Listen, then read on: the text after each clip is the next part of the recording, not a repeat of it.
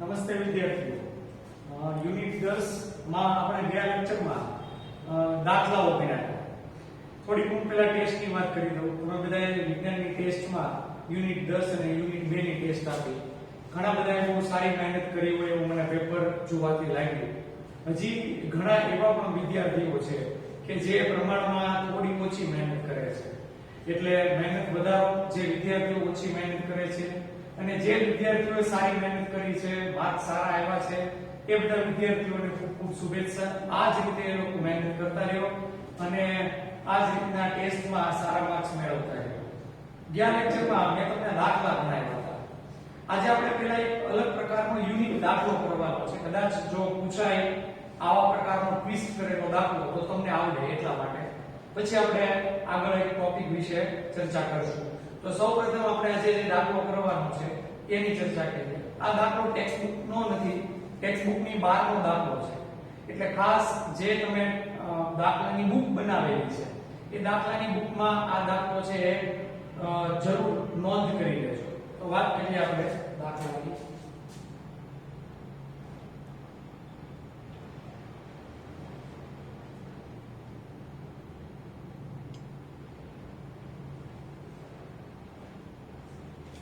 દાખલાની રકમ છે આ પ્રમાણે છે. હું ટૂંકમાં રકમ લખું છું. એક અંતર્ગોળ અરીસાની વક્રતા ત્રિજ્યા 12 સેન્ટીમીટર છે. અંતર્ગોળ અરીસો આપેલો છે, એની વક્રતા ત્રિજ્યા આપેલી છે. વક્રતા ત્રિજ્યા r બરાબર 12 સેન્ટીમીટર છે. યાદ કરો, આપણે અંતર્ગોળ અને બહિર્ગોળ અરીસા માટેની ત્રિજ્યા અને કેન્દ્ર લંબાઈ કયા પ્રકારની લેવી એ મેં કાર્ટેશિયન સંજ્ઞા પદ્ધતિમાં સમજાવ્યું હતું. અંતર્ગોળ અરીસાની વક્રતા ત્રિજ્યા અને કેન્દ્ર લંબાઈ બંને આપણે ઋણ લેવાની. તો એની વક્રતા ત્રિજ્યા આપણે -12 સેન્ટીમીટર લઈએ. પ્રતિબિંબ વાસ્તવિક અને 3/2 જેટલી મોટવણી મળે છે. આપણને પ્રતિબિંબની નોંધ આપેલી છે.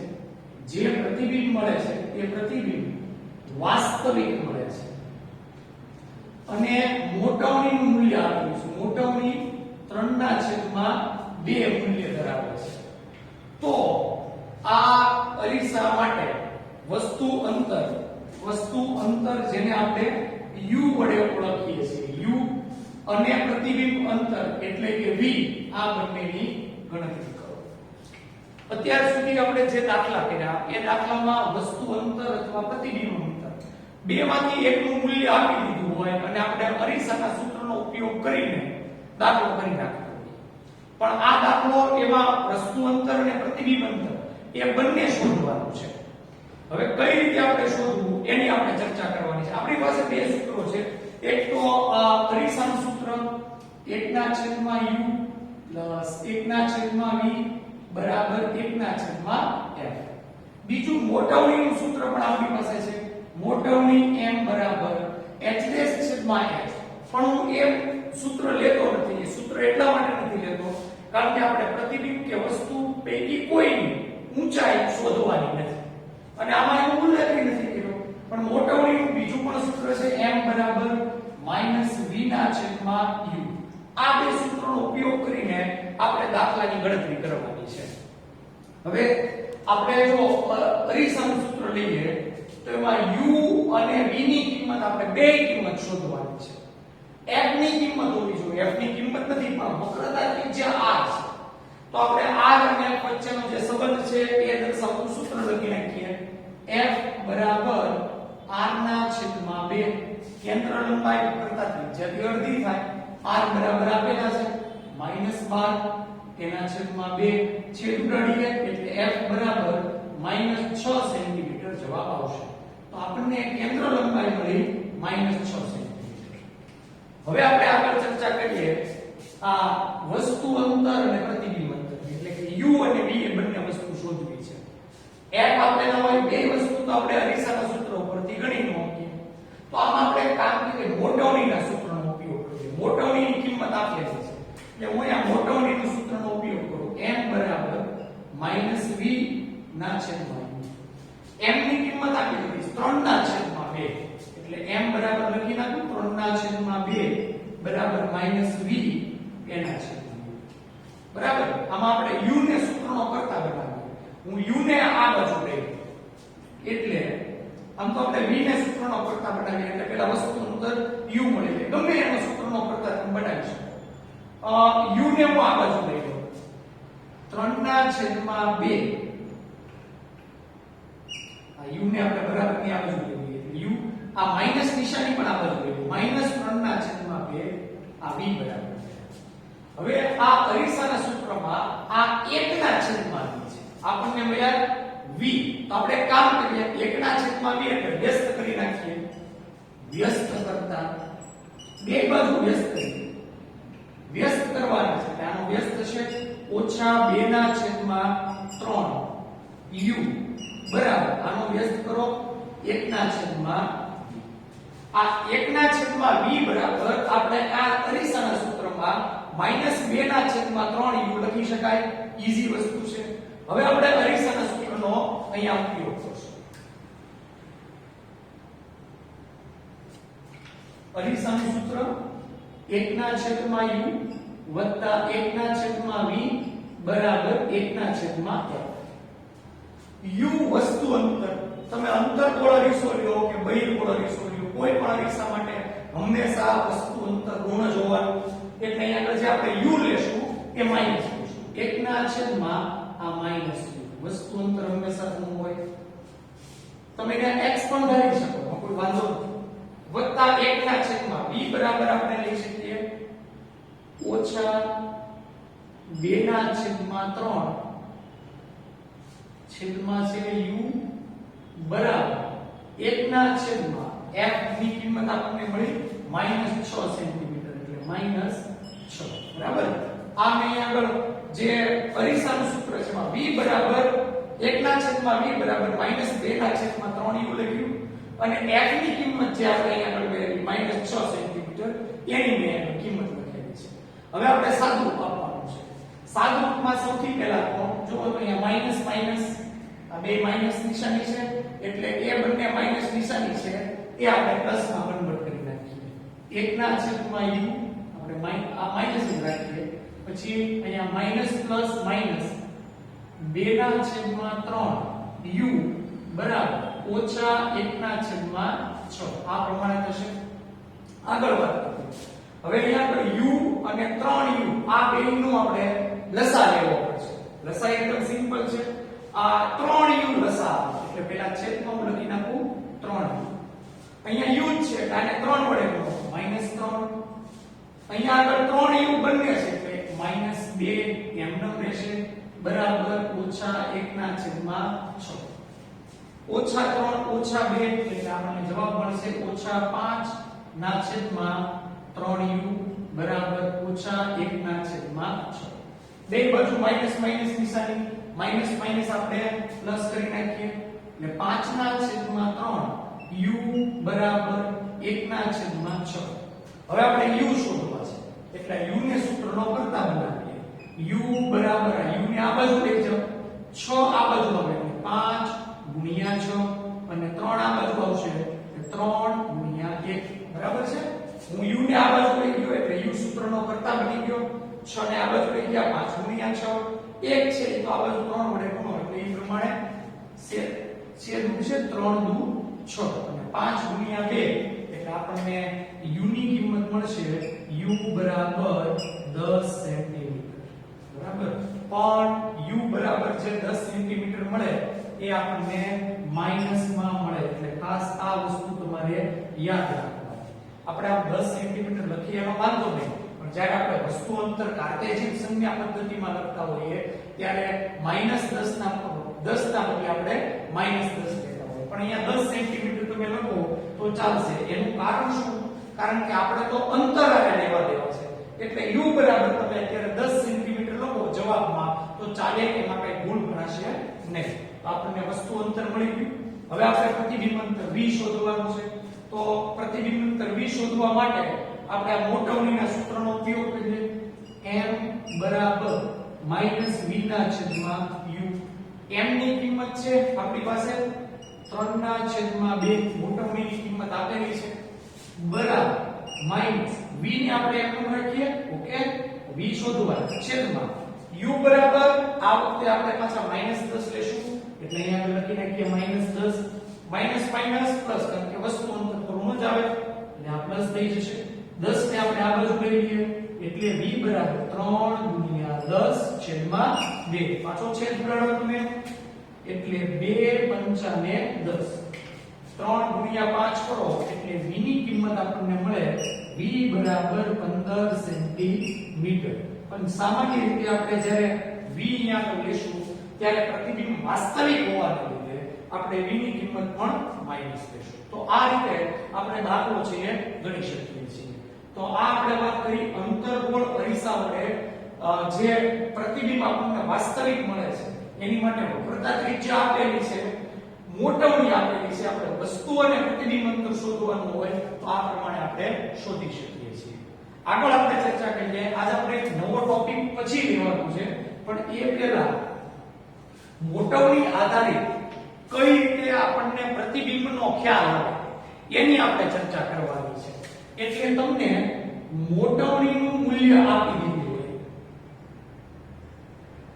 મોટવણીનું મૂલ્ય તો મોટવણીના મૂલ્યને આધારે તમે પ્રતિબિંબ માટે શું કરી શકો પ્રતિબિંબનો પ્રકાર એ કહેવાનો છે અને સાથે અરીસાનો પ્રકાર આપણે સમજાવવાનો છે અરીસાના મુખ્યત્વે 3 પ્રકાર છે સમતલ અરીસો જે મુખ્ય અરીસો આ ઉપરાંત બીજા બે વક્ર અરીસા જેમાં અંતર્ગોળ અને બહિર્ગોળ અરીસાનો આપણે સમાવેશ કરીએ છીએ તો આપણે આ 3 વસ્તુ સમજવાની છે મોટવણી સૌપ્રથમ આપણે વાત કરીએ ધારો કે કોઈ પણ અરીસા માટે મોટવણી +1 આવે તો હવે આ મોટવણી +1 ક્યારે આવે સૌપ્રથમ તો મોટવણીનું સૂત્ર છે h છેદમાં h ક્યારે +1 આવે જ્યારે h અને h ઈ બંને સરખા હોય ત્યારે હું આગળ સૂત્ર લખું મોટવણીનું h છેદમાં h તો આ +1 ક્યારે આવે તો જ્યારે આ h અને h બે સરખા હોય ત્યારે આ h અને h ઈ બંને સરખા હોય ત્યારે બંને કેન્સલ થઈ જાય અને મોટવણીનું મૂલ્ય આપણને 1 મળે એટલે એનો અર્થ એમ થયો કે આપણને જે પ્રતિબિંબ મળે છે એ વસ્તુ જેટલા કદનું જશે h અને h સરખા છે એટલે પ્રતિબિંબનું આપણને પહેલા પરિણામ મળ્યું વસ્તુ જેટલા કદ બીજું +1 છે તો એનો અર્થ હંમેશા h છે ને h એટલે વસ્તુની ઊંચાઈ એ હંમેશા આપણે મુખ્ય અક્ષની ઉપર જ લેતા હોય તો એ તો હંમેશા ધન જ હોય h કોઈ દિવસ ઋણ હોય નહીં અહીંયા +1 નો અર્થ એમ થયો કે આપણે જે h છે ઈ પણ પ્લસ લીધા તો અહીંયા આપણને જે પ્રતિબિંબ મળે છે એ પણ મુખ્ય અક્ષની ઉપર મળે છે એટલે ચત્તુ પ્રતિબિંબ મળે છે ચત્તુ પ્રતિબિંબ હંમેશા આભાસી હોય તો આના ઉપરથી આપણે પ્રતિબિંબ માટે કહી શકીએ આભાસી ચત્તુ અને આપણે બંનેના પરિમાણ એક સરખા છે એટલે વસ્તુ જેટલું તો આપણે પ્રતિબિંબનો પ્રકાર સમજાવો આભાસી ચત્તુ અને વસ્તુ જેટલું હવે આગળ વાત કરીએ મોટવણીનું મૂલ્ય +1 કયા અરીસા માટે હોય તો તરત જ તમે કહેશો સર મોટવણીનું મૂલ્ય +1 એ સમતલ અરીસા માટે હોય એટલે આપણે અરીસાનો પ્રકાર લખીએ સમતલ અરીસો પહેલી આપણે વાત કરી જ્યારે મોટવણીનું મૂલ્ય +1 હોય ત્યારે પ્રતિબિંબનો પ્રકાર અને અરીસાનો પ્રકાર હવે આપણે વાત કરીએ બીજો વિકલ્પ લઈએ મોટવણીનું મૂલ્ય -1 હોય ત્યારે મોટવણીનું મૂલ્ય -1 ક્યારે હોય તો એની માટે આપણે પહેલા વિચારી કરવો પડે કે મોટવણીનું મૂલ્ય -1 ક્યારે થાય જ્યારે h અને h સરખા હોય ત્યારે એટલે એક વખત h તો હંમેશા ધન જ હોય પણ h કેવા હશે ત્યારે h છે ઋણ હોય તો મોટવણીનું મૂલ્ય માઈનસ મળે h અને h સરખા એટલે આ બે સરખા એટલે બે કેન્સલ થઈ જાય h તો હંમેશા ધન જ હોય પણ h ઋણ હોય તો ઓછા એક જવાબ આપણને મળે એટલે એનો અર્થ એમ થયો કે જો અહીંયા h એટલે પ્રતિબિંબની ઊંચાઈ ઋણ હોવી જોઈએ પ્રતિબિંબની ઊંચાઈ ઋણ ક્યારે લઈએ જ્યારે એ મુખ્ય અક્ષની નીચે મળતું હોય ત્યારે એટલે ઉલટું મળતું હોય ત્યારે ઉલટા પ્રતિબિંબ હંમેશા વાસ્તવિક હોય તો પ્રતિબિંબનો પ્રકાર વાસ્તવિક ઉલટું અને બે સરખા પરિમાણ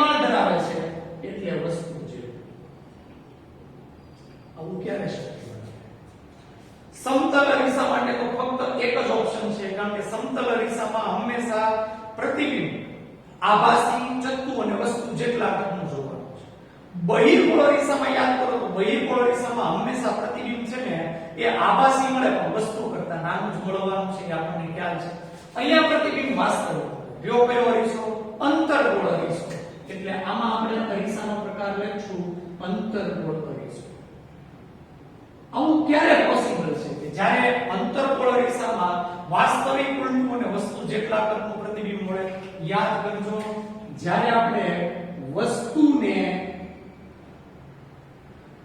C પર મૂકીએ ત્યારે એમાં વાસ્તવિક ઉલટું અને વસ્તુ જેટલા કદનું મળે છે. એવું લાગે તો આકૃતિ જરા રેફર કરી લો એટલે તમને ખ્યાલ આવી જાય નહીં કે અંતર્ગોળ અરીસો છે અને એમાં વસ્તુને C ઉપર જ્યારે મૂકીએ ત્યારે આ જ પ્રકારનું પ્રતિબિંબ આપણને મળતું હોય છે. આગળ કેટલાક ઓપ્શન છે એ વિચાર કરીએ. હવે આપણે વિચાર કરીએ ત્રીજા પ્રકારનું પ્રતિબિંબ છે મોટવણી છે ઈ ગ્રેટર ધેન 1 હોય એટલે 1 કરતા વધુ અને એનું મૂલ્ય ઋણ હોય તો. મોટવણી 1 કરતા વધારે એટલે એનો અર્થ એમ થયો કે આપણે જે h' લેવાનું છે ઈ h કરતા વધુ હોવાનું છે. પ્રતિબિંબની ઊંચાઈ એ વસ્તુની ઊંચાઈ કરતા વધુ હોય તો જ એનું મૂલ્ય 1 કરતા વધુ હોય. અંશ હંમેશા છેદ કરતા વધુ હોય તો જ 1 કરતા મૂલ્ય વધુ હોય. બીજું ઋણ મૂલ્ય x તો હંમેશા ધન જ હોવાના, h' અહીંયા આગળ ઋણ. બરાબર? આની માટે આપણે એમ કહી શકીએ કે -h' is greater than. અહીંયા એનો અર્થ એમ નથી કે ભાઈ -h greater than h એટલે ઋણ સંખ્યા ધન સંખ્યા કરતા મોટી, એનો અર્થ એવો નથી. પણ h' કરતા મોટા અને h છે એ ઋણ હોવા જોઈએ. h ઋણ એટલે ફરી પાછું ઉલટું પ્રતિબિંબ જે વાસ્તવિક હોવાનું છે. તો આમાં આપણે લખી શકીએ વાસ્તવિક અને ઉલટું પ્રતિબિંબ. બીજું આમાં આપણે લખેલું છે h' h કરતા મોટો છે એટલે પ્રતિબિંબની ઊંચાઈ વધારે છે તો વસ્તુ કરતા મોટું પ્રતિબિંબ રચાય. કયો અરીસો? બહિર્ગોળ અરીસામાં તો હંમેશા નાના પ્રતિબિંબ જ રચાવાના છે, એમાં તો કઈ જોવાનું જ નથી. તો સિમ્પલ અંતર્ગોળ અરીસો. જોવાનું છે તમારે અંતર્ગોળ અરીસામાં વસ્તુને ક્યાં મૂકીએ તો વાસ્તવિક ઉલટું અને વસ્તુ કરતા મોટું પ્રતિબિંબ મળે.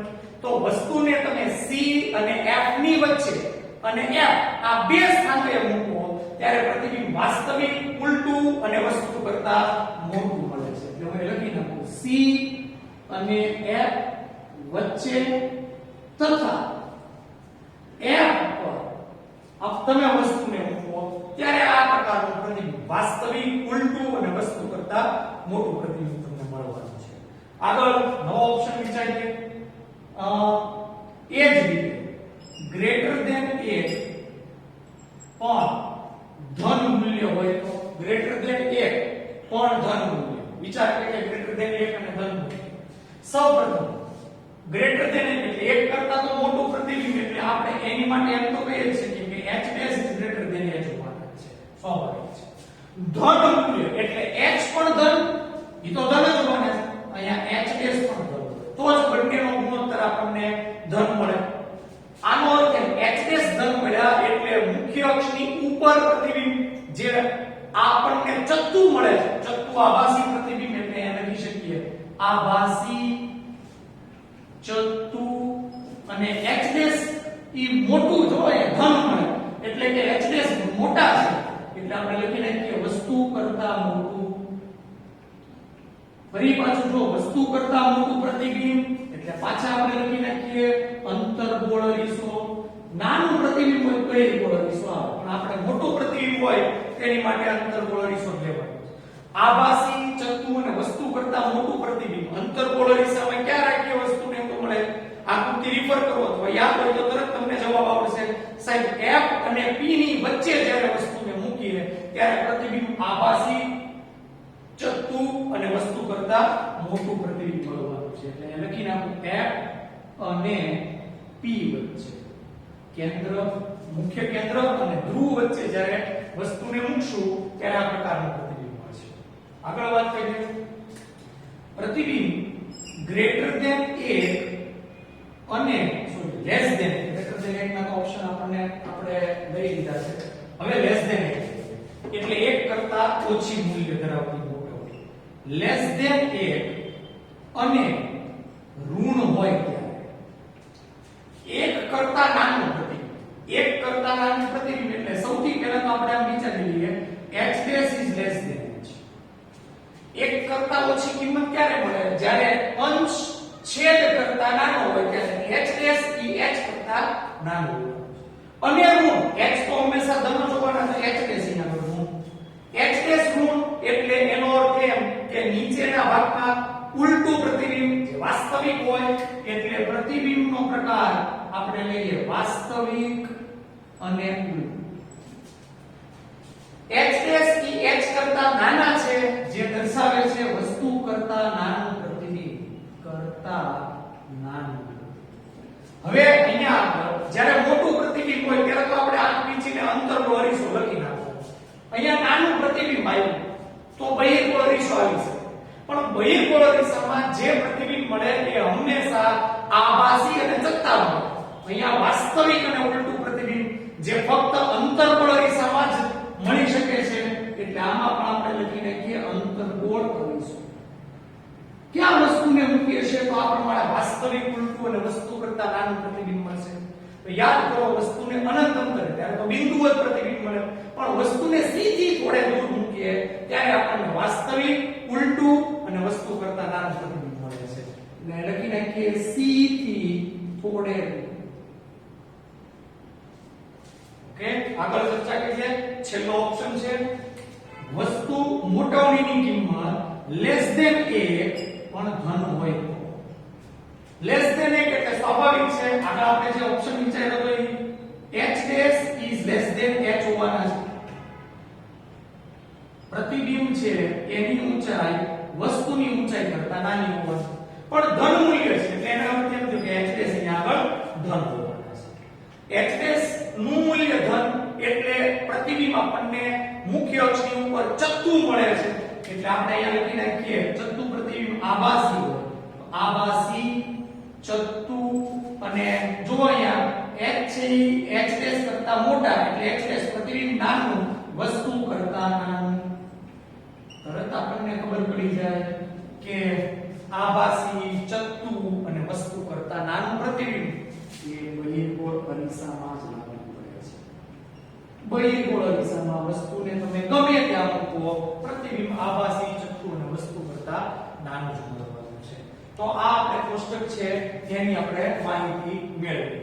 આ કોષ્ટક આમ જોવા જાવ તો આ કોષ્ટક તમારી ટેક્સ્ટ બુકમાં આપેલું નથી. તો ઘણાને પ્રશ્ન છે તો હું કામ સાહેબ કરેલું? પણ આ કોષ્ટકમાંથી કોઈ પણ તમને 1 માર્કનો પ્રશ્ન પૂછે કે 2 માર્કનો પ્રશ્ન પૂછે તમે ઈઝીલી આસાનીથી સોલ્વ કરી શકો. તમને એમ કે કોઈ એક અરીસા માટે જો મોટવણીનું મૂલ્ય 1 કરતા વધારે અને ઋણ હોય તો પ્રતિબિંબનો પ્રકાર અને અરીસાનો પ્રકાર જણાવો. તો ત્યાં ગોતા ખાઈ જવાના છે. એટલે જો તમે આ કોષ્ટક તૈયાર ગોખવાનું નથી, આ કોષ્ટક સમજીને તૈયાર કરવાનું છે. એટલે જો તમે આ કોષ્ટકને સમજીને તૈયાર કર્યું હોય તો કોઈ પણ મોટવણીના મૂલ્ય માટે પ્રતિબિંબનો પ્રકાર અને અરીસાનો પ્રકાર તમે કહી શકો છો. એ ઉપરાંત ઊંધી રીતે પણ પૂછી શકે. તમને એમ પૂછે કે જો પ્રતિબિંબ આભાસી ચત્તુ અને વસ્તુ કરતા મોટું હોય તો તેની માટે મોટવણીનું મૂલ્ય અને અરીસાનો પ્રકાર જણાવો. તો તરત તમે એની સામેની મોટવણી અને અરીસાના પ્રકાર વિશે તમે સમજૂતી આપી શકો. એટલે આ બધી બાબતો એ તમને એક્ઝામમાં ફટાફટ જવાબ દેવા માટે ખૂબ કામ લાગે એવી વસ્તુ છે. એટલે આને વ્યવસ્થિત રીતે તમે તૈયાર કરજો.